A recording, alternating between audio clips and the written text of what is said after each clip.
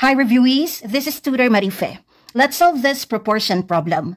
0.20 is to 10, as to 1.8 is to what number? The choices are A, 80, B, 70, C, 100, D, 90.